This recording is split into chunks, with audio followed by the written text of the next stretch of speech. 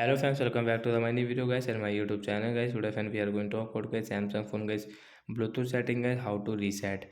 Friends, you want to reset guys Samsung phone guys phone Bluetooth setting. So friends, you can reset. And friends, now let's see how to reset Samsung phone guys phone Bluetooth setting. Friends, you want to reset guys, you can reset guys from your phone setting guys. After on phone setting guys, click on guys your phone general management setting guys. Tap on guys phone general management setting guys. Tap here guys, click on guys Samsung phone the reset setting guys. Tap here.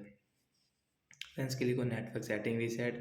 Friends, you can see Bluetooth setting and we will tap here to reset. So friends, your Bluetooth setting has been reset after 4 and 5 seconds guys. Setting will reset. So friends, you can use guys Samsung phone guys phone Bluetooth setting guys. So friends, you can on and you can off your Bluetooth setting from here, and guys you want to connect a device, you can connect from here.